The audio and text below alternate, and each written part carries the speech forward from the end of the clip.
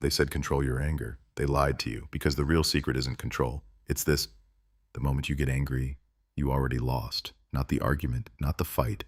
You. Someone reached inside your mind without permission, moved your thoughts around, hijacked your body, and you called it your emotion. It wasn't yours, it was theirs.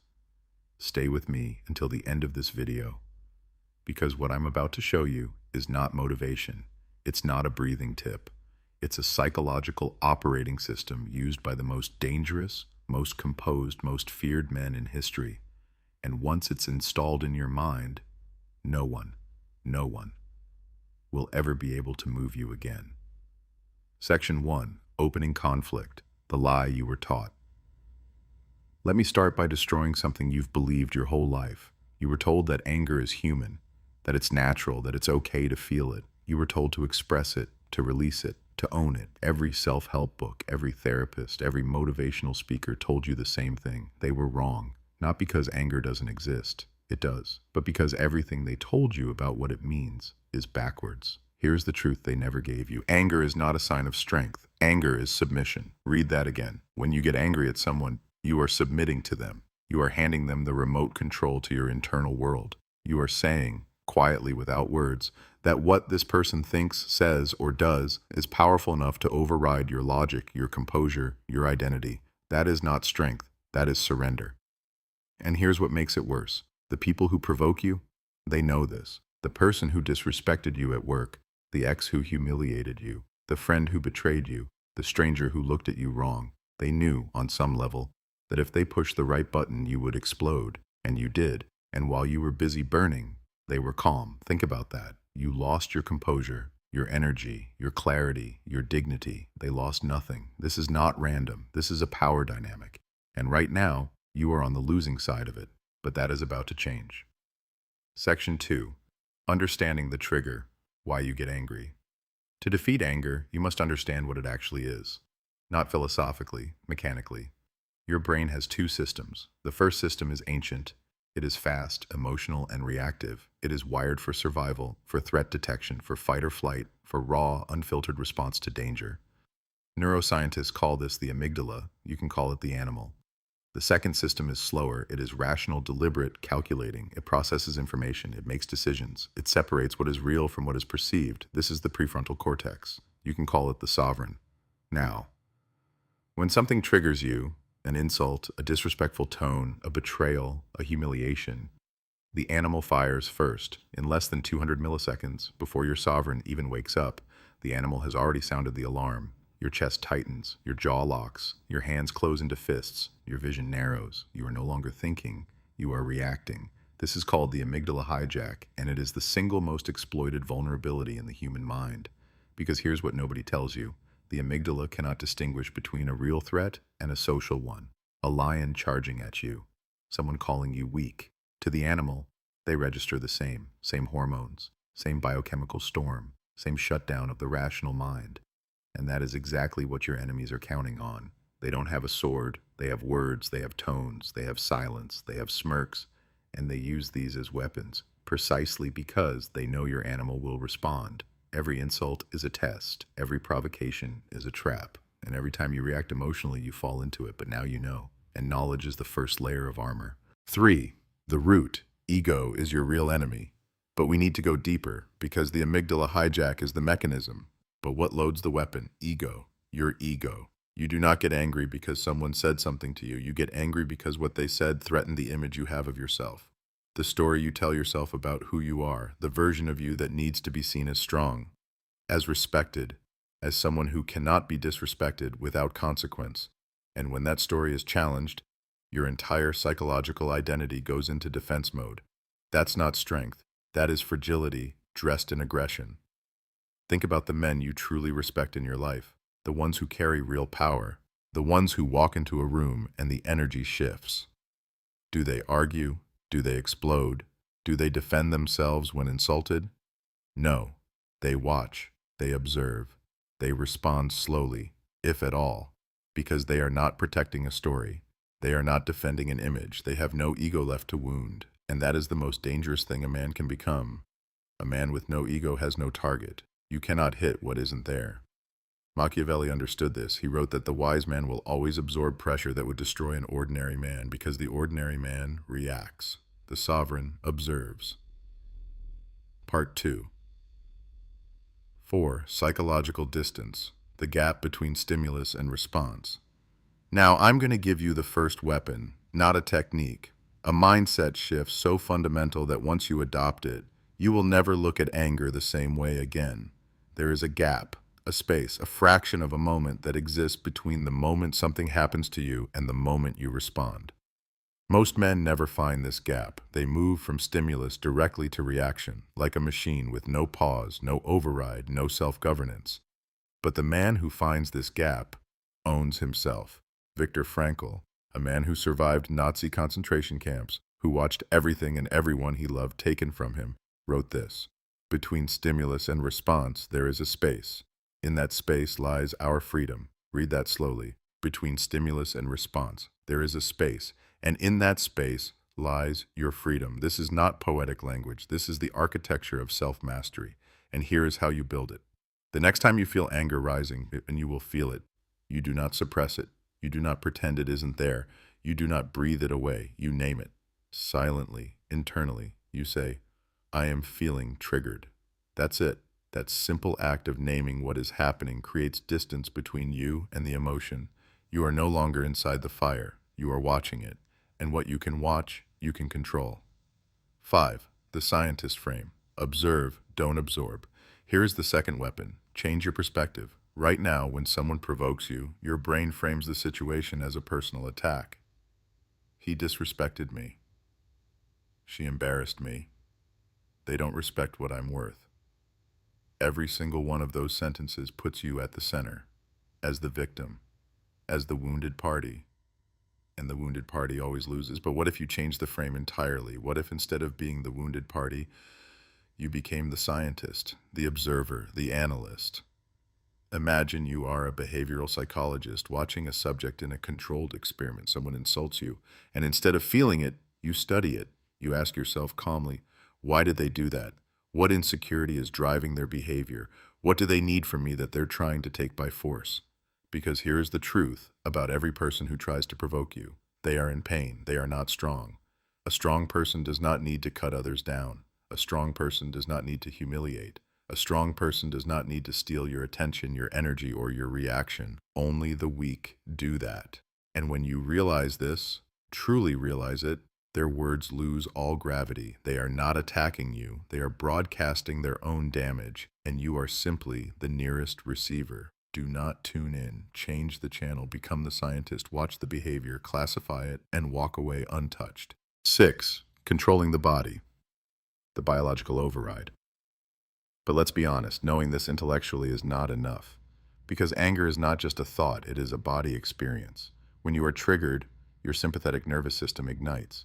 Cortisol floods your bloodstream. Adrenaline spikes. Heart rate accelerates. Your muscles tense. Your breath becomes shallow and fast. And all of this happens in the body before the brain has time to process what's happening. So you need a biological override, a way to interrupt the body's response before it hijacks the mind.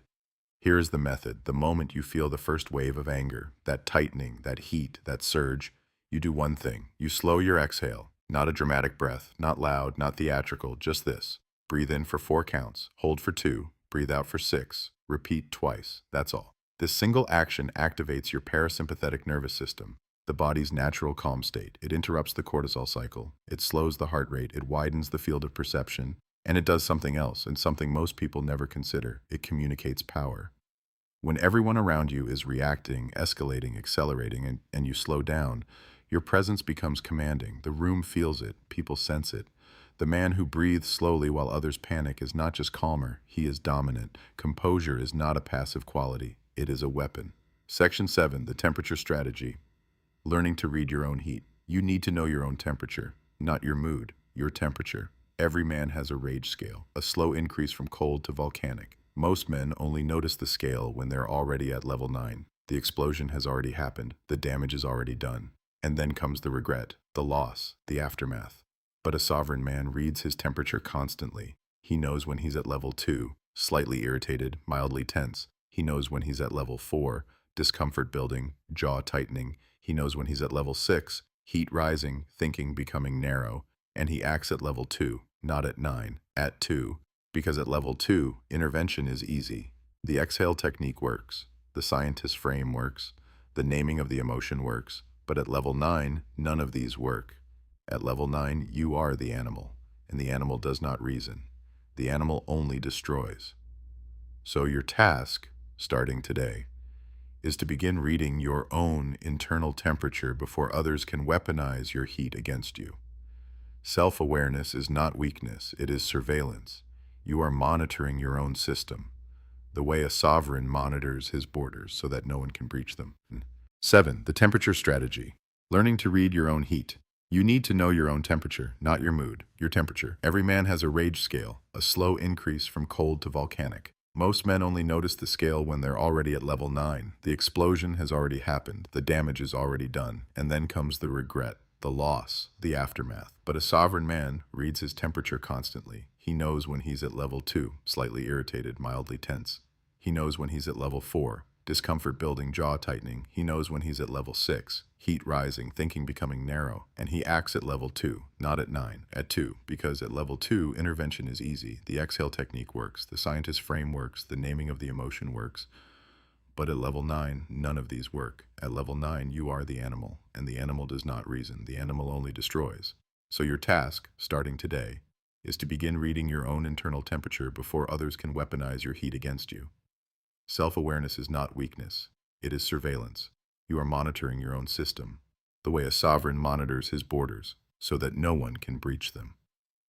Part 3.8. Understanding human provocation, why they do it.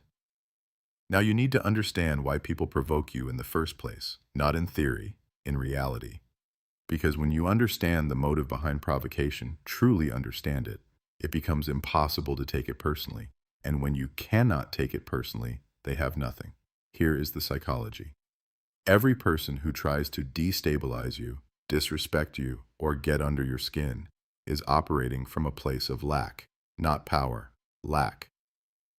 When someone cuts you down in front of others, they are not demonstrating strength. They are begging, silently, desperately, for significance. They need to feel bigger, and the only way they know how to feel bigger is to make you feel smaller. This is not dominance. This is desperation wearing the mask of dominance.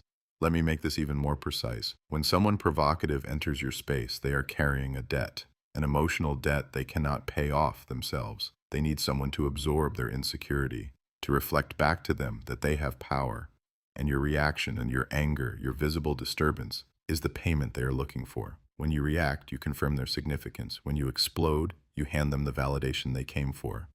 But when you don't react, when you simply look at them with absolute stillness, the debt stays with them. They leave emptier than they arrived, and you leave sovereign. This is not an accident. This is strategy. 9. The law of indifference. Silence as a weapon. Machiavelli wrote in The Prince that the most powerful position a ruler can occupy is one that requires no defense, no argument, no explanation, no justification. The ruler who argues is the ruler who doubts himself. The ruler who reacts is the ruler who fears. But the ruler who remains still, who sits at the center of his power without flinching, sends a single message that no argument can defeat. I am untouchable. This is the law of indifference, and it is the most misunderstood weapon in the psychological arsenal. Indifference does not mean you don't care. It means you have decided what is worth your energy, and you have decided, with cold, deliberate clarity, that this person, this provocation, this attempt to move you, is not. Because here is what silence communicates at the deepest psychological level. When you do not react, you signal that the attack landed on nothing, that there was no target, that the provocation passed through you like air through an open door, and that is devastating to someone who needs your reaction, because they came armed, and you had nothing for their weapon to pierce. Silence is not submission. Silence is the sound of a man who has nothing to prove, and a man who has nothing to prove is the most threatening person in any room. 10. Strategic response. When you must speak. Now. Sometimes silence is not enough. Sometimes the situation demands a response, a confrontation that cannot be avoided, a challenge that requires words. And in those moments, you need a strategy, because reacting is not responding. Reacting is losing. Responding is choosing. Here is the first technique, agreement without surrender. When someone attacks you with an insult, especially one designed to make you defensive, you do not defend, you agree. Not because they are right, but because agreement removes the weapon from their hand. Example, they say, "You think you're better than everyone." You respond, slowly, calmly, "Maybe I do." And then you stop. You give them nothing further. Because what they wanted was an argument. What they wanted was to see you scramble, justify, explain, and you gave them nothing. You took the blade from their hand and set it down on the table between you. Now watch what happens. They are confused. Their script failed. Their weapon misfired. And in that confusion, the power has shifted entirely to you. 11. The second response strategy. Redirect without escalation. The second strategy is redirection. This one requires a calm tone and an unhurried pace. When someone confronts you with aggression, frustration, or a baited question designed to trap you, you do not answer the question they asked. You answer the question underneath it. Example, someone aggressively says, "Why do you always act like you don't care about anyone?" A reactive man defends, "That's not true. I do care. Let me explain." And now the attacker has you on the stand. But a sovereign man pauses. He breathes, and he says slowly, "It sounds like something's bothering you." Now you have redirected. You have refused to engage the surface attack. You have pointed at the root. And the person attacking you, who came to draw blood, suddenly has to examine why they needed this fight in the first place. This technique does two things simultaneously.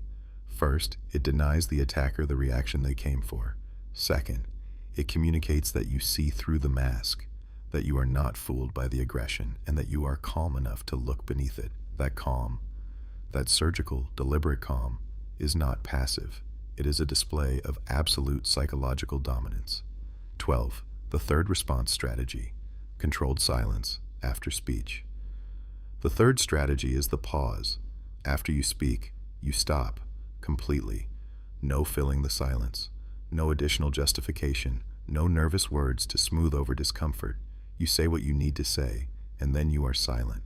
Most people are terrified of silence in conflict. They rush to fill it. They talk too much. They over-explain. They give away everything. Their anxiety, their need for resolution, their desperation to be understood. But the man who speaks one sentence and then holds the silence, he is operating at a level most people have never encountered. Because silence after speech is pressure, psychological pressure. The person across from you must sit inside that silence. They must decide what it means, and while they scramble to interpret it, while they try to figure out how to respond, you are simply watching, calm, still, sovereign. Part 413, Eliminating Ego, the Death of the Reactive Self. Now we arrive at the deepest layer, the root beneath the roots, everything we have discussed so far.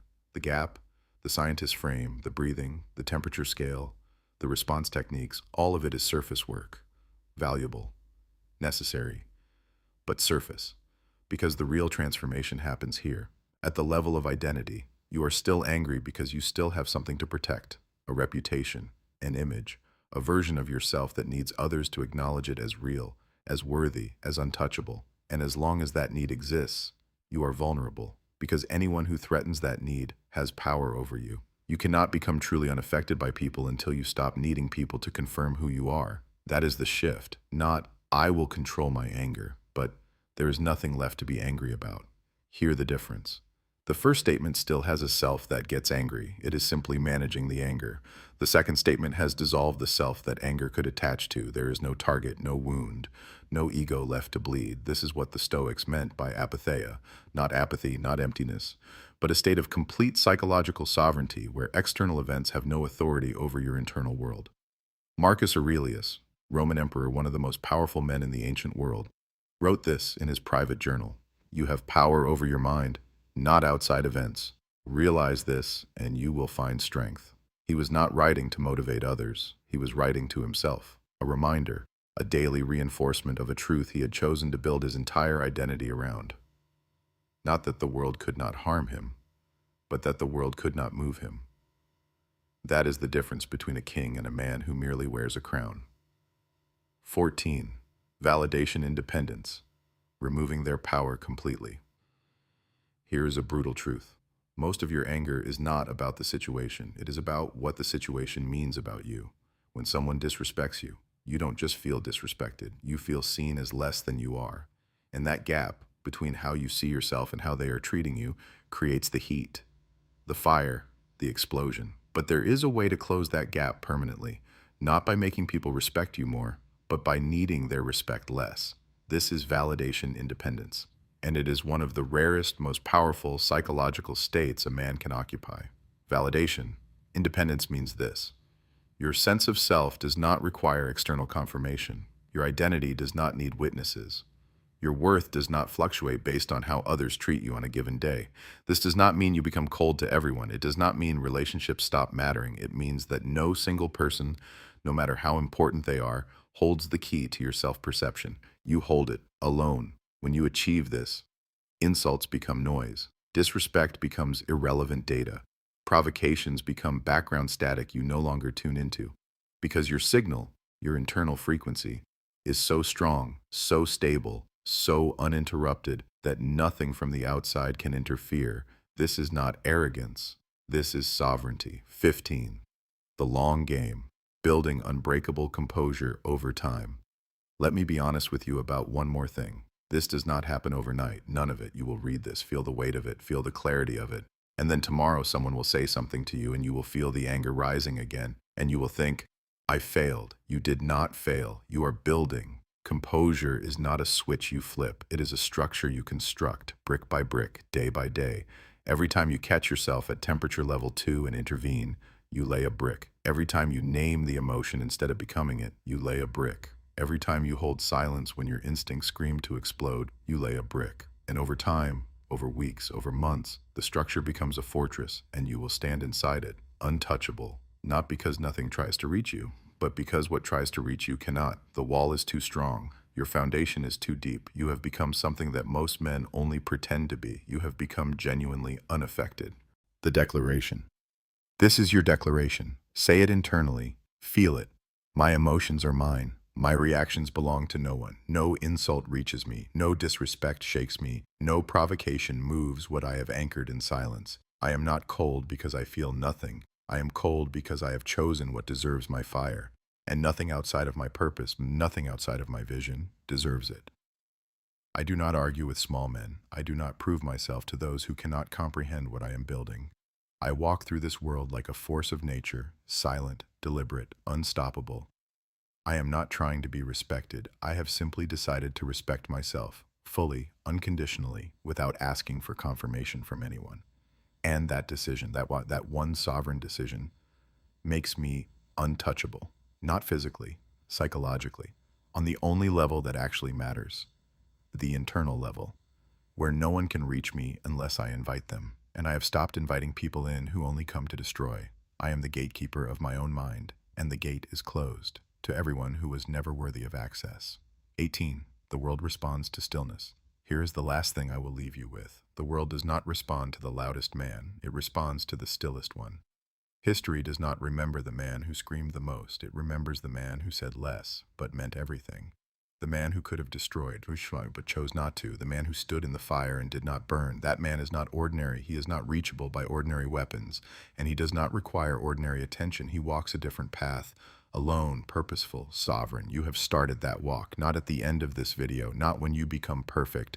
Right now, in this decision, in this moment, the moment you chose to watch, to listen, to understand instead of staying asleep. That was step one. And step one is everything.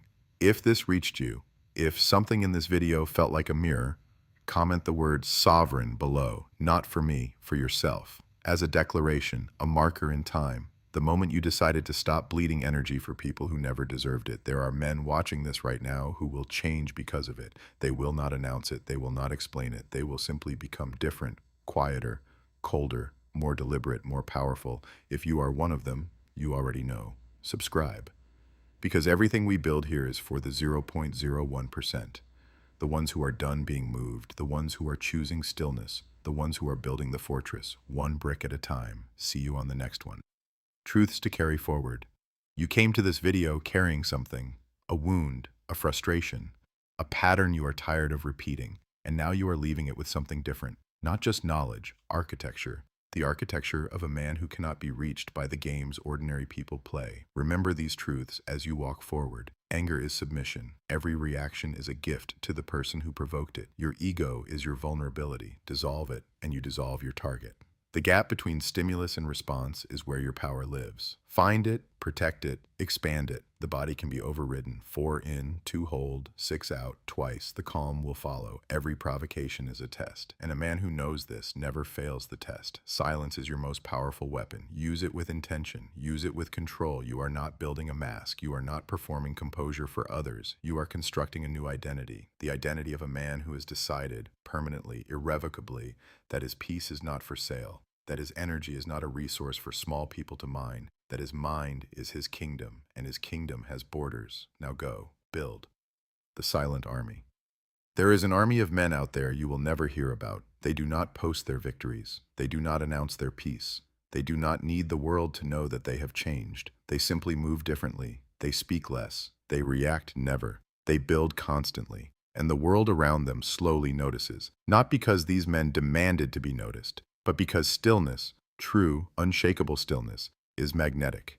People are drawn to the man who cannot be disturbed. They cannot explain it, but they feel it, and they respect it, without being asked, without being earned through conflict, simply through presence, through the quiet authority of a man who has mastered himself. That is what you are becoming. Not just a man who controls his anger, a man who has made anger irrelevant.